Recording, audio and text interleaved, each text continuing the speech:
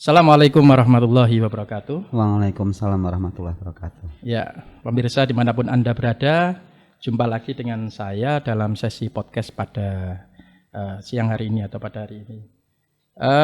Pemirsa mungkin familiar atau tahu benda apa yang saya pegang ini. Ya, betul. Ini adalah rokok dan mungkin sebagian besar kawula muda atau yang terutama laki-laki suka terhadap barang ini. Mungkin sebagian orang malah menganggapnya bahwa ini kalau cara sarapan itu lebih suka sarapan ini dulu daripada nasi. Kopi ini baru makan. Saya bukan menyarankan Anda untuk merokok atau menyarankan Anda untuk tidak merokok, bukan itu. Tapi apa yang saya inginkan adalah, atau yang saya harapkan adalah bahwa di balik batang rokok ini ternyata ada nilai plus dari negara atau dari daerah, yakni ada pungutan cukainya. Sehingga ada penerimaan negara yang tentu itu berimbas terhadap daerah dalam dana bagi hasil cukai hasil tembakau. Dan Kabupaten Pasuruan itu mendapatkan DPHC-HT yang luar biasa besar, sampai ratusan miliar. Karena cukai yang disetorkan kepada negara juga relatif besar. Nah, apa rahasia di balik rokok yang disetorkan oleh daerah Kabupaten Pasuruan kepada negara di Indonesia, sehingga mereka atau daerah ini mendapatkan cukai yang begitu besar? Apakah di sini juga banyak pabrik-pabrik rokoknya dan seterusnya? Nanti akan dikupas habis dalam sesi podcast pembagian DPHC-HT 2022 di Kabupaten Pasuruan dan seluk-beluknya terhadap cukai yang beredar di wilayah Kabupaten Pasuruan. Pada hari ini hadir tamu kita dari Kepala Kantor Bea dan Cukai Pasuruan. Beliau adalah Bapak Hanan Budiarto. Selamat siang. Assalamualaikum Pak Hanan. Assalamualaikum warahmatullahi wabarakatuh. Senang ketemu lagi Mas Dayat ya. Iya. Lama kita nggak ketemu Pak. Iya, hampir 1 tahun ya Mas Dayat ya. Karena sibuknya kita masing-masing. Iya betul. Dan Iya. luar biasa Pak Hanan, tetap sehat, tetap semangat. Iya, sama Mas Dayat juga kelihatan tambah Alhamdulillah sehat, Pak. Iya.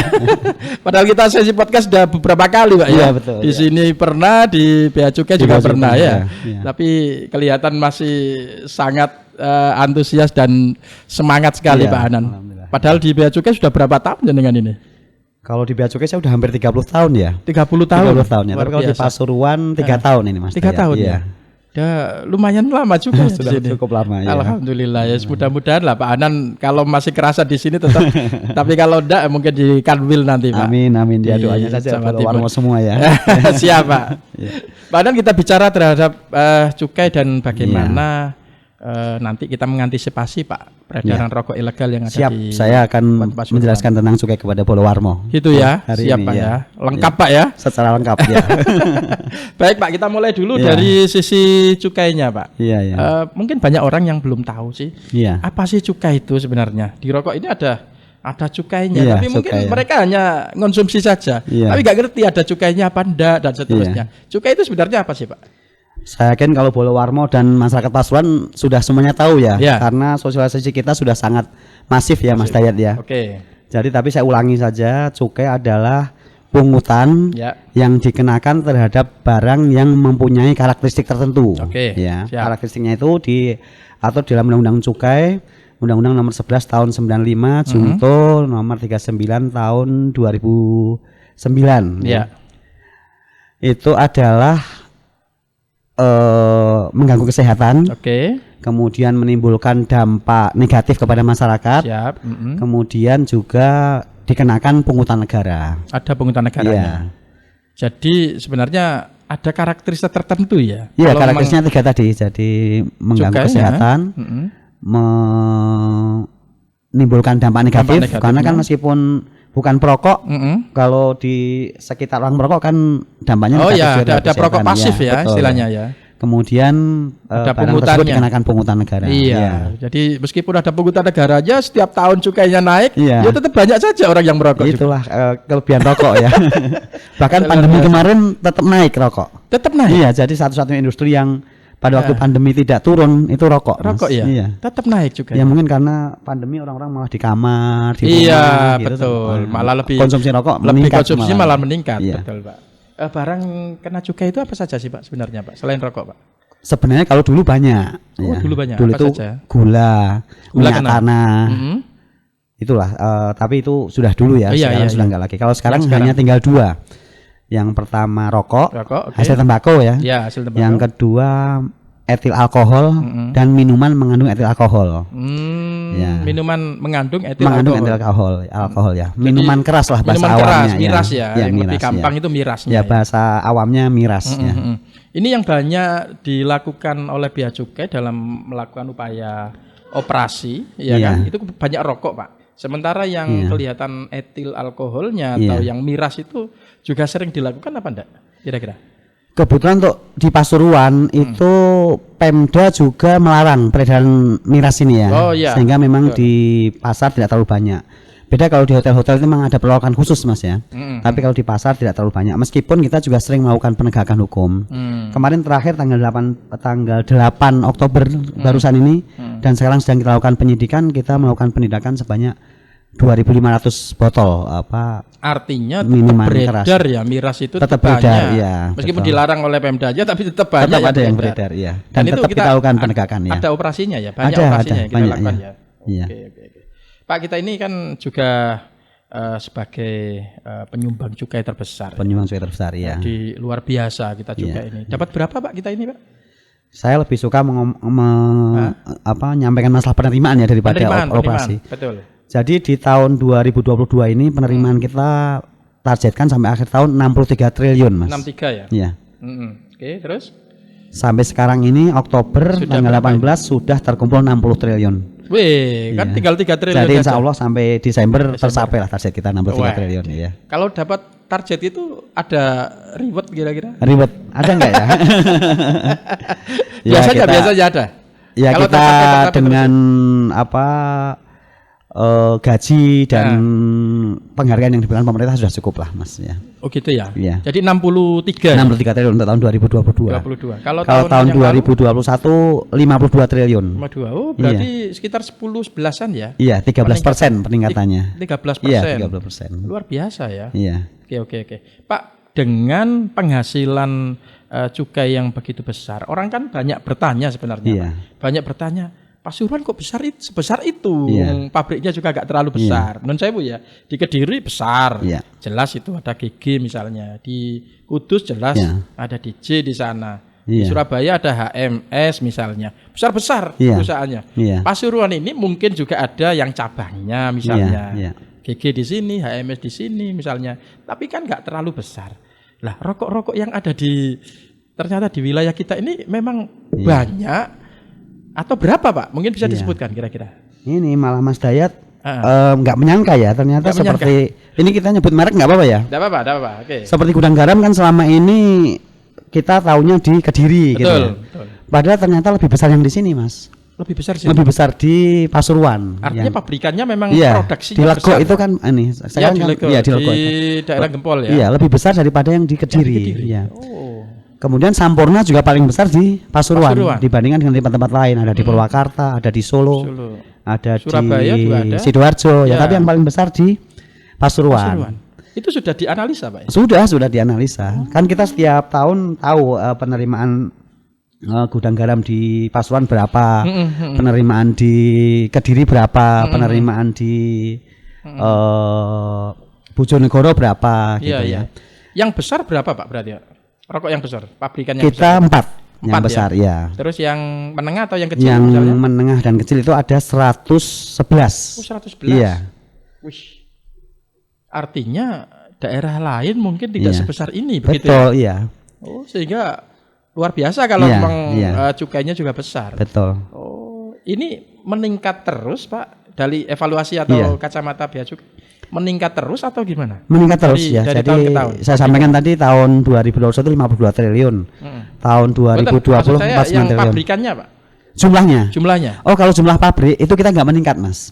Oh. Jadi rokok itu meskipun bukan negatif list investasi, tetapi adalah industri yang dibatasi. Sunset policy namanya. Sunset policy. Ya, jadi tidak boleh ada pabrik baru. Memang gitu ya? Iya, kalau ada pabrik yang akan mengajukan izin baru itu harus pabrik lama yang sudah mati. Oh, itu iya. Jadi kalau dari sisi jumlah nggak akan nambah ya. Jadi ada baru lagi. Betul, jadi ya. yang mati itu. Iya. Jadi nggak bisa nambah. Nggak bisa nambah karena memang sebenarnya kan rokok itu memang dibatasi. Sangat tadi. dibatasi, Iya, cukai tadi kan tujuannya untuk membatasi peredaran. Memang dilematis, Pak ya. Dilematis ada jadi dua itu ya. Satu sisi dibatasi, sisi lain diperlukan penerimanya, betul ya. Dan satu hal yang sangat penting, ini penghargaan saya buat masyarakat Pasuruan dan Pemda Pasuruan. Siap. Mengapa pabrik rokok di Pasuruan itu selalu berkembang? Karena iklim investasi di Pasuruan ini sangat mendukung. Oh gitu. Betul ya. Jadi kajiannya Bea Cukai juga gitu. Jadi dari sikap masyarakatnya yang religius, yang istilahnya tidak rewel gitu ya, yang welcome kan kita tahu masyarakat Pasuruan kan sangat ramah, betul. Okay. Kemudian juga UMK ya, UMK yang lebih rendah dibanding tempat-tempat lain. Tapi gitu. kita kan ada di ring 1, Pak. Lebih ya kalau dari Surabaya, kacamata industri rokok tadi itu masih lebih lebih kecil ya.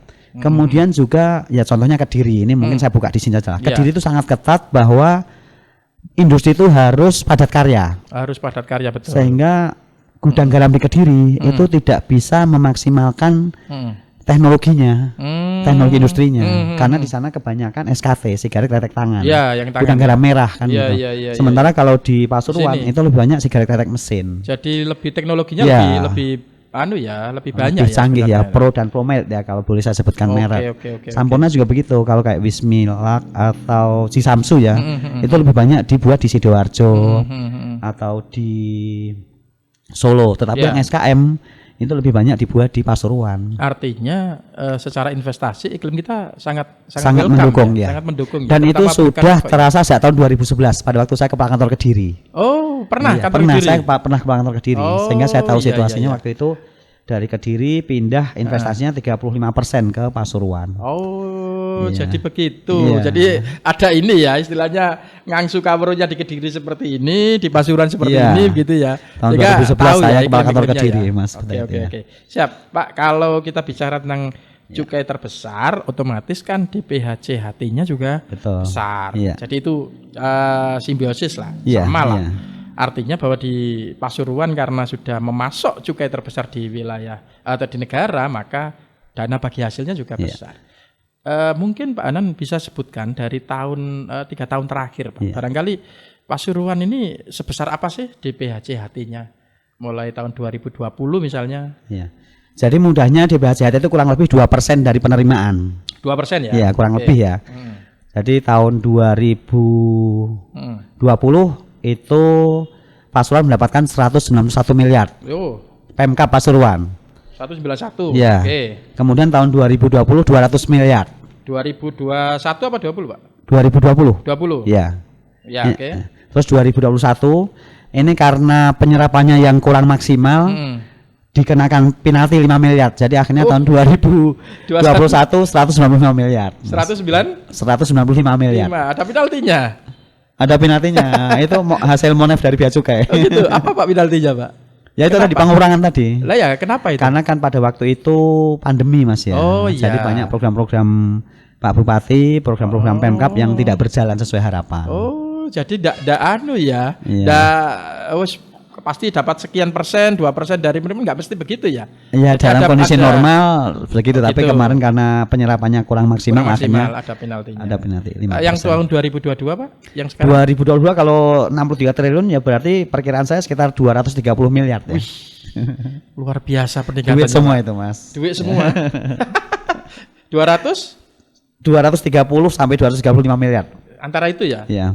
235 M, luar biasa loh Pak. Itu kalau alokasi nun sewu untuk kemarin kan Pak Satpol PP, Pak Jati Permana, Pak Bakti Jati itu kan kesini juga. Artinya itu aturan pusat menyatakan bahwa alokasi dana dari DPH CHT CHT, itu ya. itu kan 50% untuk kesejahteraan masyarakat, Betul, ya. 40 untuk Kesehatan, ya. lalu 10% 10% baru untuk penegakan hukum. Penegakan, ya. Itu kan sudah jelas alokasi Iya, itu. betul. Nah, itu kalau 230 5 miliar, 10% saja itu kan Iya. sudah 23 itu. Betul ya. Luar 23 biasa miliar. loh Pak. Iya. Ini belum 50%. Artinya berimbas kepada masyarakat secara langsung ya. Kalau kesejahteraan kita bilang 50%. Oh iya, sangat berimbas. Ya. Apa itu Pak? Teknis operasionalnya langsung kepada masyarakat, menyentuh masyarakat 200 apa namanya? Yang 50% untuk kesehatan masyarakat ya. Kesehatan masyarakat itu. Kira-kira. Saya sampaikan yang kesehatan dulu. Kesehatan, 40% okay. itu rumah sakit Grati. Tahun 2021 mendapat bantuan 8 miliar untuk renovasi, kemudian untuk penanganan COVID dan lain-lain ya. Betul. Kemudian ada beberapa puskesmas besar yang penanganan COVID-nya maksimal itu diberikan bantuan 1 miliar dari DPHCHT itu. 1M. Iya, 1M. Ini kan kadang-kadang tidak diketahui oleh Polwarmo ya. Loh, banyak yang belum tahu Pak itu Pak. 1M untuk puskesmas ya. tertentu. Maksudnya puskesmas tertentu yang besar yang menanganin COVID kemarinnya.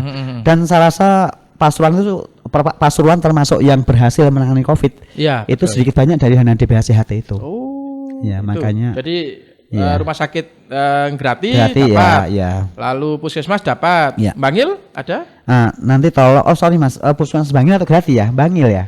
Yang 8M Bangil ya, nanti tolong dikonfirmasi ke Pemkab ya. Tapi saya hanya men-stressing bahwa alokasi dana kesehatan itu memang konkret ke masyarakat gitu ya. Oke, kesehatan Yang kira-kira untuk yang kesejahteraan masyarakat. Kalau kesejahteraan masyarakat itu sebenarnya bisa dipakai untuk membantu petani tembakau. Petani tembakau, oke, siap. Kemudian untuk membangun infrastruktur akses ke pabrik rokok dan ke petani, ke lokasi petani tembakau agar pengangkutan hasil tembakau, pengangkutan rokok itu bisa lancar. Oh iya iya. Kemudian bisa dipakai BLT untuk karyawan rokok. BLT untuk karyawan rokok. Nilainya BLT sama nggak dengan yang masyarakat umum biasa? Nah, masalahnya persyaratannya memang ketat. Iya, itu yang Pemkab yang bisa menjawab. Tidak boleh satu orang itu mendapatkan 2 BLT. Misalnya misalnya dapat dari Jamsostek, dapat lagi dari DPHCHT itu nggak bisa. Makanya kadang-kadang protes loh, kok saya nggak dapat dari DPHCHT. Padahal berdasarkan verifikasi ternyata sudah dapat dari Jamsostek, misalnya seperti itu. By name by address-nya sudah kelihatan. Iya. Kemudian yang kedua harus karyawan tetap yang dapat BLT ya. Iya, yang dapat BLT. Jadi ada beberapa pabrik yang ternyata karyawannya itu karyawan kontrak. Kalau produksi baru dipanggil, itu nggak dapat BLT. Oh, gitu. Ya. Jadi impact-nya langsung kepada para petani dan buruh pabrik tadi itu. Iya. Yang lain, Pak, barangkali untuk bahkan kemarin dari Dinas Pertanian itu akhirnya berdayakan ternak ya. Ini pertanian kan termasuk peternakan. Oh, iya, peternak. Itu akhirnya ada beberapa warga yang diberikan rombong bakso. Iya. Ya, itu dari hasil DPHCHT. Iya, jadi akhirnya jualan bakso dari DPHCHT. Oh iya. Banyak rasa program Pemkab ini luar biasa Pak Bupati dan Pak Wakil Bupati dan semua tim ya. Jadi impact-nya langsung menyentuh kepada masyarakat ya. Iya. Nah, ini yang kadang-kadang banyak orang yang belum merasakan bahwa itu adalah dapatnya dari DPHCHT ya. Persoalannya. Nah, mungkin brandnya Pak yang harus dimaksimalkan Pak. Iya. Jadi mungkin kalau membangun rumah sakit ya kelihatan ada tulisannya gitu loh. Dari DPHCHT itu nanti Mas Dayat bisa kasih masukan ke Pak Bupati atau Pak Bupati. Itu mungkin didengar juga sama. Iya, nanti saya juga kasih masukan ke beliau. Tapi saya rasa mungkin ada, cuman kan kita jarang ke rumah sakit Mas ya. Ya sering lah Pak. Saya mungkin ada tulisannya mungkin di bagian mana yang nggak kita lewatin. Nggak kelihatan ya paling nggak kalau dari depan itu kelihatan langsung gitu ya. Karena kan bukan pembangunan ya, jadi hanya renovasi. Hanya gitu. Pembangunan enggak boleh, Pak? Pembangunan boleh juga. Boleh ya untuk gitu misalnya. Untuk pokoknya yang untuk kesehatan gitu. Iya. Mungkin kalau pembangunan bisa akhirnya rumah sakit di DPHCHT. Rumah sakit paru ya itu salah satu masukan nanti. Lebih jelas, Pak. Iya. Jadi peruntukan kemasyarakataannya lebih jelas. Iya. Apalagi kita kan punya kayak apa namanya di Rumah Sakit Bangil kan ada spesialis paru dan jantung. Jadi ada ruang khususnya. Iya. Itu kan jelas itu nanti Iya. DP. Mungkin alatnya Mas, alatnya yang dibelikan ada tulisannya Di situ DPHJT ya? mungkin gitu ya. Nanti siap. bisa dikonfirmasi ya. Itu kesehatan udah penegakan hukum Pak yang Nah, belum. iya. Ya kayak apa Pak nanti penegakan hukumnya? Kalau penegakan hukum itu bisa dipakai untuk sosialisasi. Ya, jadi kan sebenarnya penegakan hukum itu harus nangkep gitu Mas ya. Sekarang itu penindakan itu sudah prioritas terakhir lah. Kita kalau bisa namanya retroaktif justice ya. Restoratif ya. Restoratif Siap. justice. Jadi kita upayakan pencegahan. Ya. Dan saya lihat kalau di paslon sangat efektif ya. Dengan sosialisasi yang masif. Kalau saya melihatnya malah agak berlebihan ya. Jadi beberapa orang akhirnya dapat sosialisasi berkali-kali kan. Gitu. Tapi ya nggak apa-apa, biar kapok dan mereka akhirnya bisa menyampaikan ke masyarakat yang lain gitu ya. Iya. Pak, ini kan tahun 2022, ini kan besar sekali seperti yang Pak Hanan sampaikan. DPHJT-nya kita ini kan 230 sekian, 240. Itu juga masih ada tambahan silpa Pak dari yang 2021 kemarin. Kemarin Pak Bakti menyatakan ada sekitar 30 sampai 40 M. Nah, silpa itu kalau Pak Hanan boleh usul, sebenarnya itu karena memang kita ketatnya aturan, atau karena kurang perencanaan, atau apa kira-kira Pak? Menurut Pak Hanan? Kalau menurut saya silpa itu terjadi karena kemarin adanya pandemi ya. Ada pandemi. Iya, jadi akhirnya perencanaan yang sudah dibuat oleh Pemkab akhirnya tidak terrealisir. Gitu. Yang kedua memang ini ada hal yang agak handicap ya. Jadi turunnya dana kalau di BHJT itu alokasinya lewat Pemprov. Oh. Ya. Selama ini yang saya tahu dari Pemprov turun ke Pemkab itu kadang-kadang terlambat. Oh gitu. Biasanya Juli ya baru turun ya. Sehingga Pemkab itu baru bisa melakukan alokasi di BHJT itu setelah Juli. Oh jadi agak lama ya? Iya, itu yang mungkin bisa dievaluasi dari sisi Kemendagrinya ya. Ini harus motong mata rantai ini harus seperti apa kira-kira biar nggak terlalu lama. Biasanya kalau alokasi anggaran termasuk APBD itu kan sampai antara Februari Maret karena APBD-nya sudah didok di Desember misalnya. Iya. Ini kalau sampai Juli terlalu lama Pak. Mungkin bisa mencontoh Kementerian Keuangan ya. Kalau Kementerian Keuangan kan memang gimana Pak? Benchmarknya lah untuk pengeluaran anggaran. Kalau Kementerian Keuangan Desember sudah itu APBN sudah turun. Oh gitu. Iya Desember udah turun sehingga sehingga Januari sudah mulai bisa running. Bahkan bisa sudah belanja ya istilahnya. Iya, sudah bisa belanja. Bahkan kita bisa kontrak sebelum Januari. Nah, ini bagus Pak ini Pak. Ya, itu mungkin bisa contoh oleh Pemprov maupun Pemkab. Caranya seperti apa supaya jadi kan birokrasinya kan harus sama-sama paham ini. Iya. Jadi Pemprovnya harus paham, lalu ininya juga paham. Ya, mungkin nanti Sekda koordinasi dengan Kementerian Keuangan dan koordinasi dengan Pemprov ya. Rata-rata Pak, memang kalau ngomong anggaran ya, ini nih agak jauh dari cukai. Itu rata-rata kita ini sulit penyerapannya karena memulainya terlalu lama. Betul ya. Kalau memulainya seperti yang Pak Hanan sampaikan seperti Januari sudah running ya mungkin itu setahu saya memang di Kementerian Keuangan aja karena kita memang benchmark ya. Di instansi-instansi lain ya barangkali masih seperti itu ya. Ya ini hanya masukan saja untuk instansi itu penting, lain Pak. ya. Masukan itu penting Pak. Iya. Pak, Bea Cukai itu sebenarnya kewenangannya untuk DPHJT ini seberapa Pak? Untuk lakukan upaya monitoring, melakukan evaluasi sampai ke dalam enggak kira-kira untuk kayak BPK begitu atau gimana kira-kira? Jadi setiap setahun 2 kali ya, setiap semester kita melakukan monitoring evaluasi. Cuman yang kita evaluasi hanya yang 10% Mas, yang penegakan hukum. Penegakan hukum aja. Soalnya kalau yang kesehatan masyarakat dan yang yang kesejahteraan masyarakat dan kesehatan itu sepenuhnya kewenangan Pemda. Oh gitu. Ya, jadi kita hanya jadi 10%. Pemda diberikan kewenangan penuh dari 2 hal ini. Iya, 90% loh Pak. Iya betul. Terus laporannya dia kemana? Laporannya ke Pemprov, Biro Perekonomian dan ke DJPK, Direktorat Jenderal Perimbangan Keuangan. Kemenq. Berarti mereka yang melakukan evaluasi. Betul ya, tetap dievaluasi tapi bukan oleh Bea Cukai. Nah, ini persoalannya kan mereka jarang turun, Pak. Atau mungkin evaluasi hanya persoalan administratif. Tapi kalau kalau Pemprov sangat sering turun. Oh gitu ya. Ya, jadi kadang-kadang kalau kita melakukan evaluasi, nanti dari Pemprovnya ikut juga gitu. Jadi artinya kita mengevaluasi dari sisi penegakan hukumnya, sementara Pemprov mengevaluasi dari dua poin yang lain. Sering kita sering melakukan evaluasi bersama. Soalnya ini dana besar, Pak. Jadi kita kan sama-sama pengen hati-hati dan supaya perencanaannya bagus kan. Betul. Supaya yang lain-lain juga bisa niru gitu loh.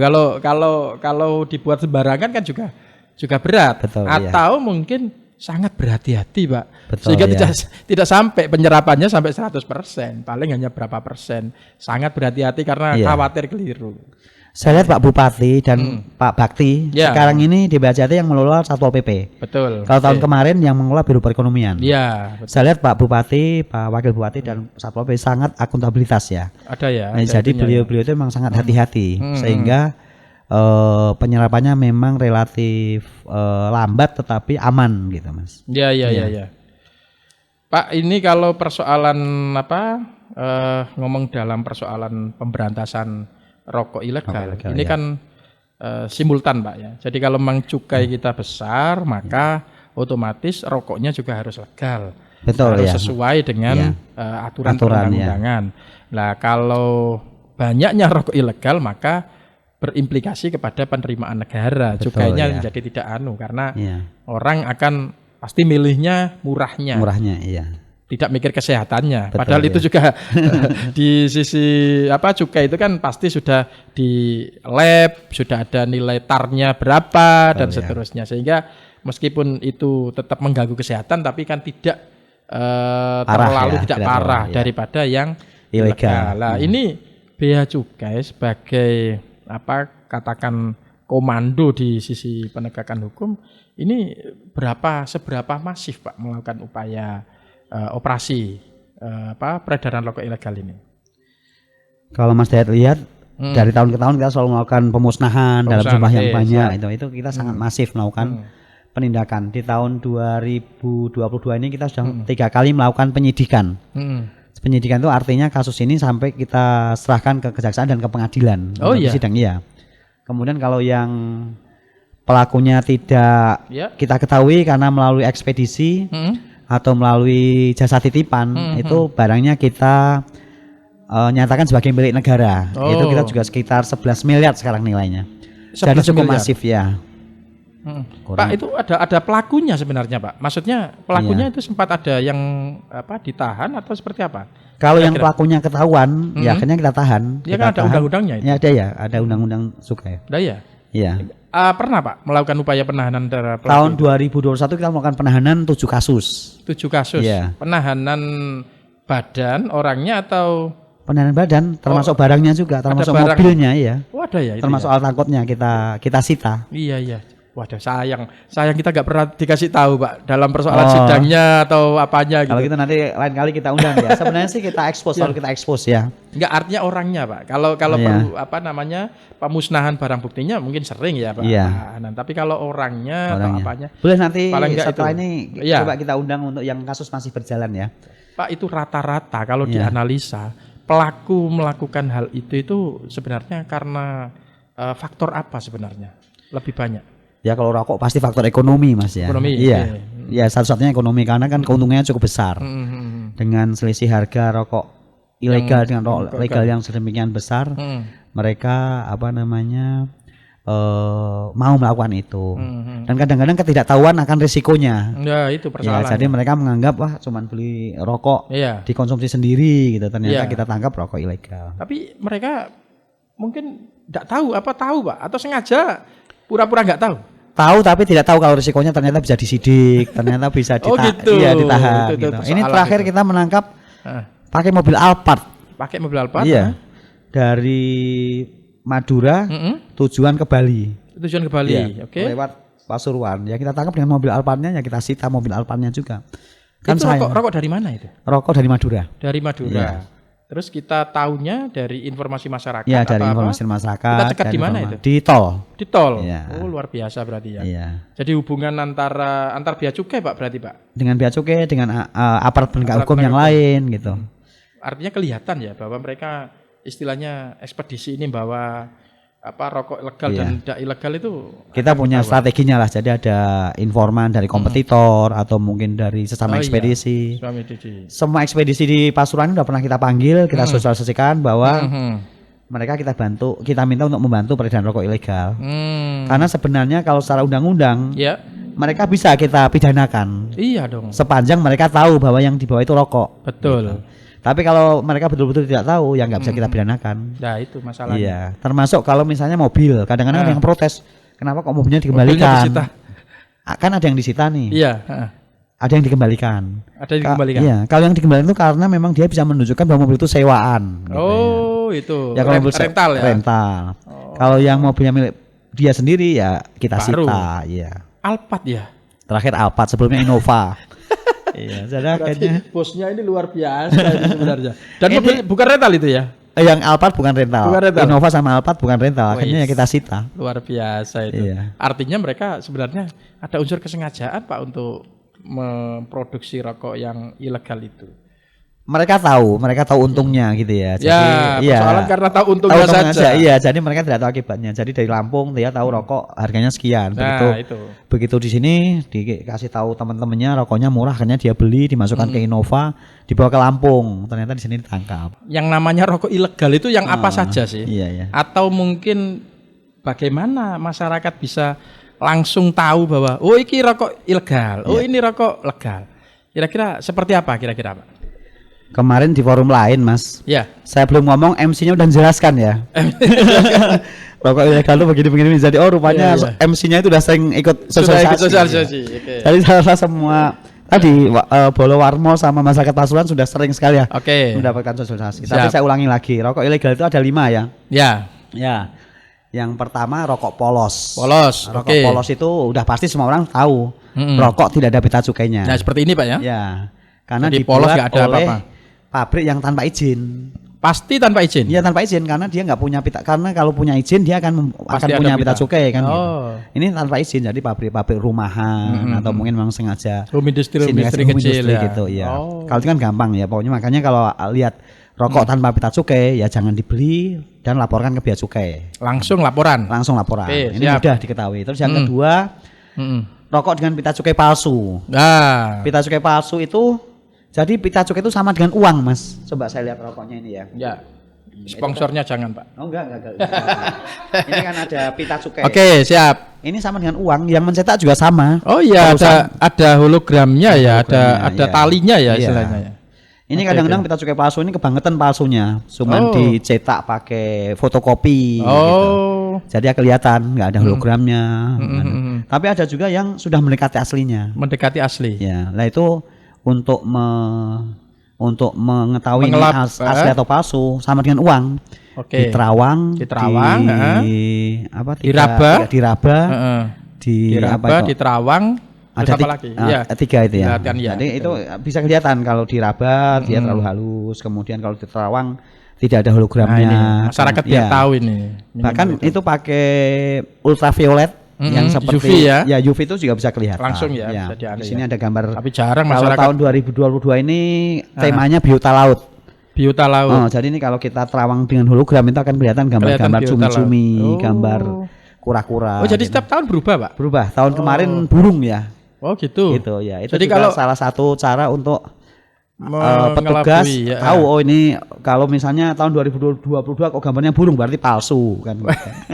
Jadi kalau ada yang tidak update gitu misalnya dia pakai cukai yang lama itu kok gak sama dengan yang karena cukai itu begitu ganti tahun harus dikembalikan. Harus kembali ya. Jadi cukai itu tidak boleh beredar tahun yang berbeda. Oh, gitu ya. Jadi dibagi habis ya. Jadi habis ini ya sudah selesai. Habis ya. Oh, gitu kalau belum habis dikembalikan ke kantor pusat untuk dimusnahkan. Ya. Yang kedua cukai palsu ya. Oke, palsu tadi ya itu sudah. Pasti ilegal. Yang ketiga Pak?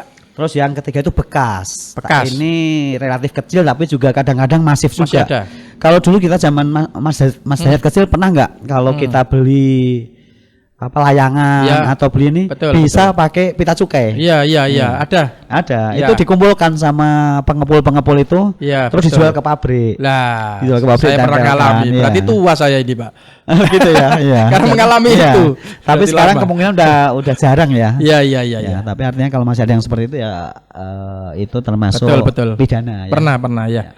Jadi pita cukai bekas itu masih ada ya Masih sebenarnya. ada ya. Oke, Meskipun yang keempat apa kira-kira? yang keempat adalah salah peruntukan. Ya, maksudnya gimana ini, Pak? Salah peruntukan itu sebenarnya dia pabrik ilegal, Mm-mm. tetapi dia menempelkan yang seharusnya untuk Mm-mm. satu bungkus isi 20 Ya. ditempelkan di isi 12. Oh, Gitu. itu.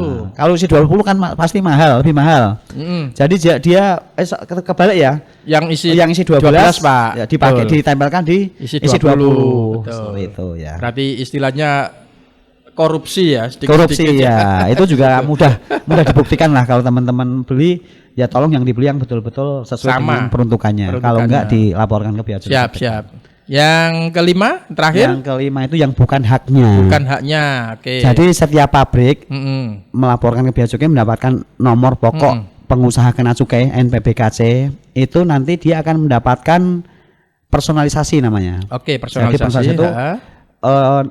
singkatan Sesuai. dari pabrik itu yang tercantum di pita cukainya. Pita cukainya, Iya, ha. misalnya kalau Rokoknya gigi, ini, ha? gudang garam misalnya nanti gigi misalnya kayak gitu. Oh, nggak bisa ya. Lah itu Sesuai ya, harus sesuai. harus sesuai lah. Kalau pabrik-pabrik kecil biasanya pakai rokok SKF Mm-mm. punya orang lain ditempelkan lain, di pabrik rokok dia gitu. Pak, itu kan paling gampang masyarakat bisa mengetahui rokok ini legal dan ilegal itu dari 5 itu ya. Iya betul. Yang selama ini terjadi ada nggak di luar 5 itu? Ya kalau rokok 5 itu ya, apa misalnya Mas Dayat? Nggak tahu saya. Barangkali Lima ada itu yang saja, 5 iya, itu ya. iya. Jadi maksimal itu ya. Iya, iya. Kan kadang-kadang orang itu kan akalnya banyak, Pak. Iya, iya. Mengelabui Iya. supaya tidak penerimaan negara masuk Iya. cukai, masuknya ke Karena wilayah- ada juga yang tanya Mas Dayat, Apa kalau ngelinting sendiri, Nah. kalau dipakai sendiri, Oh, tengwe ya ya. tengwe itu ilegal atau enggak? Itu Gimana enggak. Jadi yang namanya ilegal itu kalau diperjualbelikan. Diperjualbelikan. Iya, nanti jadi saya khawatir kalau orang-orang jadi nggak berani ngelinting sendiri. Nah, itu gitu. masalahnya. Masalahnya banyak yang Iya. khawatir gitu. Iya, enggak kalau Seperti untuk itu. dipakai sendiri ini apa namanya? Itu kalau yang yang pakai apa namanya? Yang bukan rokok apa namanya? Vape. Vape, ha? Ya, vape sama. Vape kalau mengandung tembakau Ada juga tetap air harus tembakonya.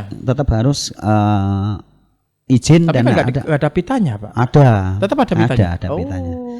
Jadi vape itu ada dua, yang mengandung Iya. tembakau atau yang tidak mengandung tembakau. Oh gitu. Kalau yang Oke. tidak mengandung tembakau itu saus buah, Mm-mm. essence dari pandan, Betul, atau oke. itu dia nggak perlu Nggak perlu cukai. cukai. Iya. Oh, gitu. Iya. Yang vape yang perlu cukai itu yang Yang mengandung tembakau, mengandung nikotin Hmm. atau tar itu Mas ya. Jadi kan memang ya, masih belum masif ya, semasif rokok. Belum masif ya.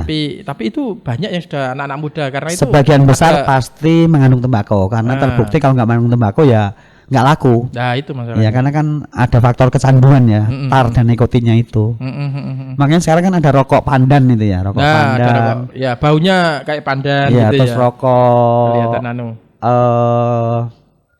keladi, Ya. daun keladi itu sampai sekarang belum kita atur karena memang kita belum yakin apakah itu nanti akan diterima masyarakat atau tidak kan gitu. Ya, iya. Iya. Pak, sosialisasi yang dilakukan oleh Bea Cukai dengan Satpol PP yang ada di Iya. daerah-daerah di beberapa desa mulai saya dengar mulai Agustus sampai Iya. Oktober sampai Iya, ini enggak tahu ini sampai kapan ini. Iya. Itu Bea Cukai memang melakukan sosialisasi itu hanya pada persoalan gempur rokok ilegal ini atau ada sosialisasi yang lain kira-kira yang disampaikan? Kalau saya lebih menekankan agar yang ikut sosialisasi jangan sampai terlibat dalam kegiatan rokok ilegal gitu, entah sebagai penjual rokok ilegal atau apalagi pembuat ya. Saya lebih ke situ. Kemudian juga kita kenalkan jenis-jenis rokok ilegal tadi. Iya, Kemudian kita sampaikan juga mengenai akibat-akibatnya, bisa dipidanakan dan lain-lain. Jadi kan memang apa namanya Bea Cukai juga ikut serta ya dalam sosialisasi itu. Kita sebagai narasumber. ya karena kalau tidak melibatkan Bea Cukai nanti tidak bisa didanai dari BHCHT. Jadi ada itunya ya. Iya. Dan memang harus ada ya, harus Iya, ikut bukan ya. kita pengen sebagai narasumber ya, tapi memang syarat sebagai Syarat ya. bisa didanai di BHCHT kalau melibatkan Bea Cukai. Oh, berarti banyak pekerjaan di luar kantor ya Betul, teman-teman iya, yang iya. selalu banyak sosialisasi soalnya Ya, kan makanya bertatapan langsung dengan masyarakat. kalau sekarang ini saya menyampaikan ke Pak Bupati dan ke Pak Satpol PP ya, nggak usah terlalu banyak lah sosialisasi itu. Yang penting yang masif dan yang efektif aja gitu. Jadi kalau dulu kan per kecamatan, kemudian kadang-kadang pesertanya yang itu saja kan. Oh gitu. iya. Kalau sekarang sudah ada perbaikan, meskipun ya masih masif, tapi untuk ke depan saya sampaikan agar mungkin seperti ini podcast, kemudian kemarin seperti di Taman Dayu, di mana Pintu Langit, kita mendatangkan orang banyak. Mungkin itu biayanya agak mahal, tapi kan bisa masif gitu ya. Ya, tapi masyarakatnya kan bukan masyarakat sini saja, Pak. Masyarakat buah. Ya akhirnya gantian kemarin di Pintu Langit. Kemudian yang mengundang Habib Syekh itu di tempat lain lagi. Oh, gitu. jadi boleh ya untuk dilakukan sosialisasi terbuka yang didanai DPHJHT juga bisa begitu ya. Jadi kemarin begitu Habib Syekh habis sholawatan gitu, akhirnya dari Bea Cukai menyampaikan rokok ilegal itu. Sosialisasi. Iya. Dan Habib Syekh juga menambahkan. Oh, ada ya tambahkan ya. Jadi kelihatan ada apa namanya?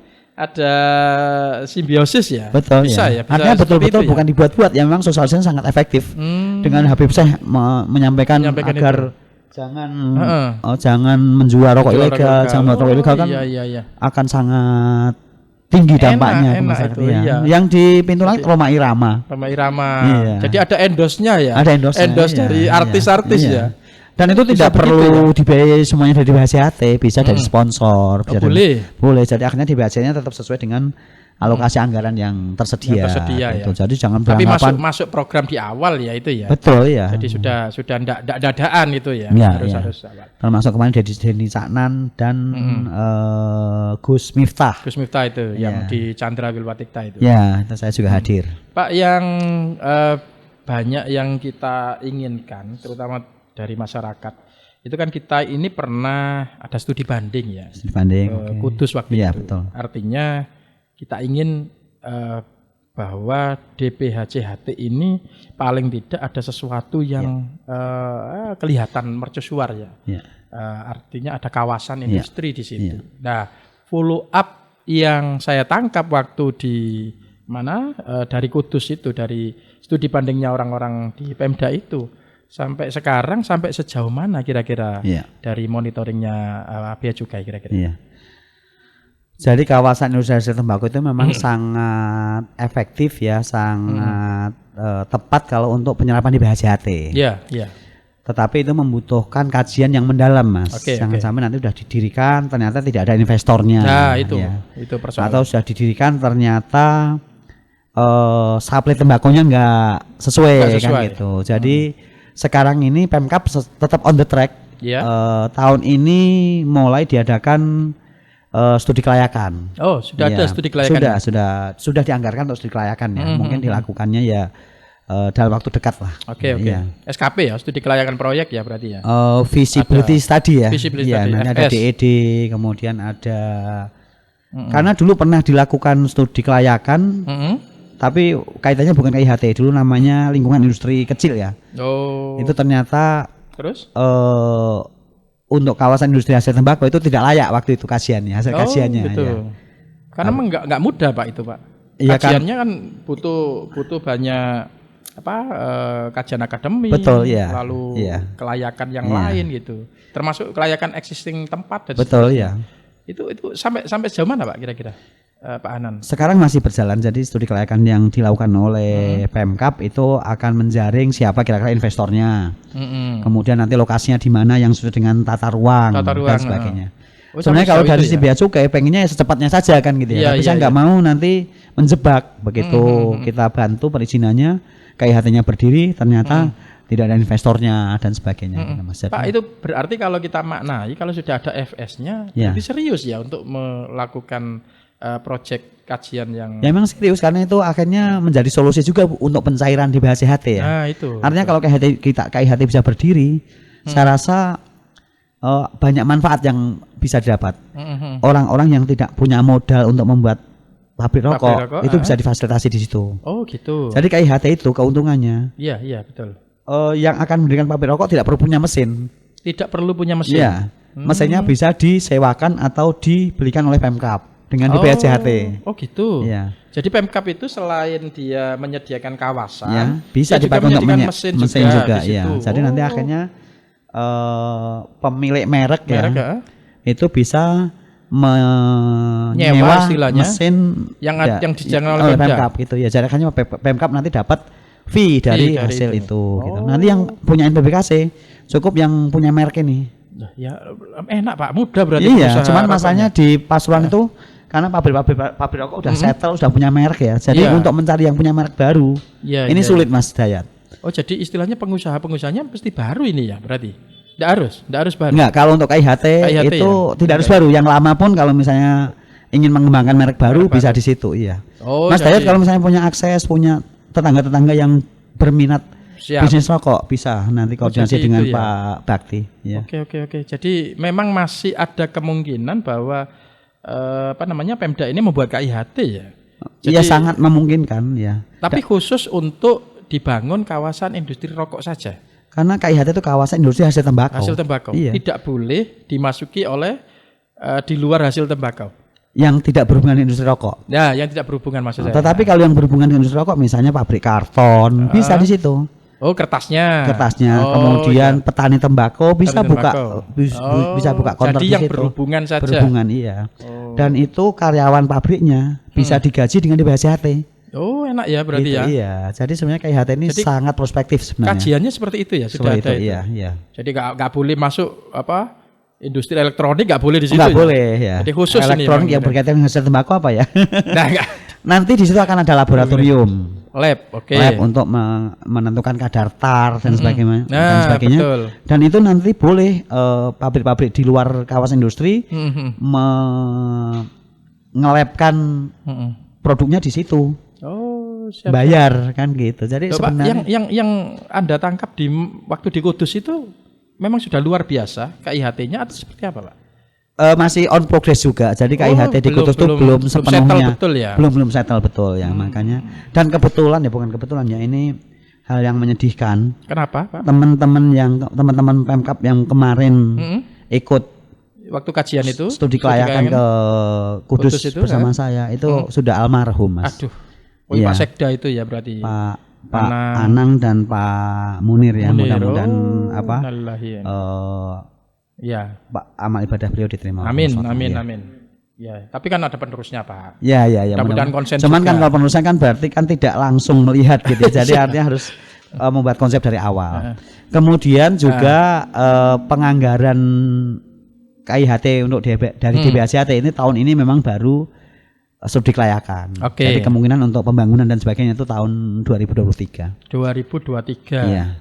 Ya mudah-mudahan Pak Bupati masih jabat ini, Pak. Ya kan ada penggantinya, Mas. Ngikutin apa yang disampaikan Mas Dayat. Ya karena ini kan termasuk salah satu warisannya Pak Bupati. Jadi kalau beliaunya masih ada dan masih semangat untuk itu kan luar biasa. Tapi pada dasarnya alokasi KIHT tahun ini jauh lebih baik dibanding tahun 2021. Gitu ya. Iya. Itu kira-kira kalau ngomong kawasan hektar berapa hektar, Pak, minimal, Pak? Itu yang juga menjadi perdebatan. Iya? Kalau awalnya Kementerian Perindustrian yang namanya kawasan industri itu minimal 50 hektar. Wish. Iya, sehingga akhirnya itu juga yang akhirnya membuat luar biasa, iya, Pak. 50 hektar kan sulit untuk mencari. Akhirnya terus sekarang ini ada aturan baru yang KIHT itu tidak harus 50 hektar. Bisa berupa sentra hasil tembakau itu 2,5 hektar ya. Atau bisa industri kecil hasil tembakau itu 5 hektar. Oh, 5 hektar. Iya. Ya, masih memungkinkan kalau segitu. Dulu Pemda ini kan juga punya proyek kayak Man Insan Cendikia yang minta 10 hektar masih memenuhi itu, meskipun nggak semuanya ya. Iya, kurang lebih 2,5 sampai 5 hektar. 2,5 sampai 5 sih masih ada lah. Tapi kalau 50 pakai ruislak nanti berat lagi, Pak, nanti. Iya, betul. Pak, terakhir, Pak, ini kan masyarakat kita termasuk petani kita ini kan ada semangat baru untuk menanam tembakau. Iya. Meskipun kawasan di wilayah saya dengar Kejayaan, Pasrepan juga ada tanaman tembakau, tapi kan tidak semasif wilayah kayak Probolinggo, Madura dan seterusnya. Bea Cukai ada upaya mendorong nggak untuk petani-petani yang ada di wilayah kita? Karena ada DPHC untuk buruh tani itu dan seterusnya. Betul, iya. Kira-kira seperti apa, Pak? Saya sudah pernah bertemu dengan Kepala Dinas Pertanian. Oh iya, gimana, Pak? Informasi dari beliau kalau di Pasuruan itu memang untuk tembakau kurang cocok ya Mas. Kurang ya. cocok. Kurang cocok dan petani-petani sendiri juga tidak terlalu banyak. Sekarang hanya sekitar 100 petani di wilayah Kejayan. Dan itu saya rasa sudah tersentuh lah oleh DPHCHT ini. Tetapi kalau ada yang memang betul-betul berminat, silakan saja berhubungan dengan Dinas Pertanian. Pertanian ya. Saya rasa ada alokasi untuk tadi kesejahteraan masyarakat tadi. Ya. Kan lumayan itu Iya, kalau betul. misalnya untuk daripada tanam yang lain misalnya padi atau palawija kan nggak ada Bahkan yang DPHCHT-nya. saya heran seperti di Pamekasan, Purbolinggo, di Temanggung misalnya, Temanggung, ya. itu kan mereka menuntut bea cukai agar berkoordinasi dengan pabrik rokok Ya. agar hasil tembakau petani ya. diserap oleh pabrik rokok. Oh gitu. Kalau di sini enggak, di sini malah mereka tidak mau dibeli oleh pabrik rokok. Oh, malah Ya, itu hal kebalik. yang berbeda seperti itu. Nanti mungkin ya. dari Dinas Pertanian perlu mengembangkan lebih Betul. detail. Kenapa kok seperti itu? Gitu, ya. Jadi memang Dinas Pertanian juga harus jemput bola, Pak. Iya, salah Harus satu proaktif. Bu Kepala Dinas yang sekarang Bu juga- Lili, Pak, Bu ya, Lili, ya. Bu Lili juga sudah pernah sih sounding ke Sonding. petani-petani itu ya. Tapi tadi yang kesimpulannya sementara ini memang belum. Ya mungkin karena satu belum pernah dikumpulkan ya para petani atau kelompok-kelompok tani barangkali. Iya. Terus mereka dirangsang Pak untuk kalau nanam tembakau nanti sampean dapat ini, dapat ini, dapat ini. Kalau petani nggak dapat sosialisasi seperti itu ya susah Pak nanti. Barangkali. Menurut saya sih sudah seharusnya ya. Sudah ada ya. Petani bisa dapat bibit, bisa dapat pupuk, ya. Bahkan bisa mendapatkan akses. Jadi akhirnya akses jalan ya. infrastruktur ke arah Iya. petani itu bisa sebenarnya dibangun oleh DPHCHT secara teori ya. Luar biasa itu. Iya. Sebenarnya banyak manfaat Betul sebenarnya. ya. Oke Pak, jadi obrolan kita tentang cukai sampai meluas ya. ke kawasan. Sampai bukan tugas pokok bea cukai aja saya jawab juga ya. Tidak apa-apa, artinya memang bea cukai yang jaringan pimpin ini bisa kolaboratif Betul dengan ya, kita dinas-dinas memang yang lain. diminta Bu begitu. Menteri untuk mensupport bukan hanya tugas kita tapi juga mengembangkan ekonomi daerah, mengembangkan ekonomi nasional gitu. Ya, Mas, ya. closing statement Pak terakhir mungkin barangkali Pak Hanan selama ngurusi persoalan cukai yang ada di wilayah Kabupaten Pasuruan. Ada pointer-pointer apa yang mungkin Pak Hanan bisa sampaikan sehingga benar-benar DPHCHT kita ini luar biasa punya nilai di masyarakat luar. Berkaitan dengan rokok ilegal itu saya harapkan Bolowarmo khususnya dan masyarakat Pasuruan pada umumnya jangan sampai terjebak kepada sebagai pelaku rokok ilegal, baik itu menjual di tempat penjualan eceran sebagai pengangkut, distributor maupun sebagai pabrikan ya, jangan sampai terjadi seperti itu. Kemudian untuk DPHCHT ya masyarakat yang merasa berhak atas DPHCHT silakan berkoordinasi dengan Satpol PP maupun Pemkab ya. Jadi nanti akan difasilitasi lah kalau memang memenuhi syarat itu. Ya. Gitu ya. Gitu Pak Tiyat. Ya, mudah-mudahan lah. Ya. Apa yang kita sajikan ini punya nilai manfaat. Mudah-mudahan. Bahwa apa yang menjadi concern kita untuk DPHCHT yang ada di wilayah Kabupaten Pasuruan ini juga punya nilai lebih kepada masyarakat. Terutama tadi kawasan industri. Industri tembakau. Wah itu kalau terbentuk merupakan prestasi saya juga itu. Nah itu termasuk prestasi yang luar biasa Pak. Kalau itu segera diwujudkan, artinya ada sesuatu yang baru. Ternyata dana bagi hasil cukai tembakau ada sesuatu yang terwujud. Saya kira podcast kita Pak ini baru dan ada sesuatu yang terbarukan untuk masyarakat dan mudah-mudahan ini menjadi nilai tambah untuk masyarakat kita bahwa di balik rokok ini ternyata ada saya nilai-nilai yang kecil, maksudnya milih yang agak besar biar kelihatan itu kecil sekali. Nggak apa-apa Pak. Di balik ini ternyata ada nilai manfaat yang didapatkan oleh negara, termasuk oleh daerah kita dalam hal pembangunan, termasuk pembangunan manusia, kesejahteraan masyarakatnya juga, kesehatannya, dan juga ada penegakan hukumnya. Saya kira itu Bolowarmo dimanapun Anda berada, mudah-mudahan ini ada manfaatnya untuk kita semuanya dan jaya terus Warta Bromo jaya terus Indonesia tetap sehat selalu. Assalamualaikum warahmatullahi wabarakatuh dan sampai jumpa. Terima kasih.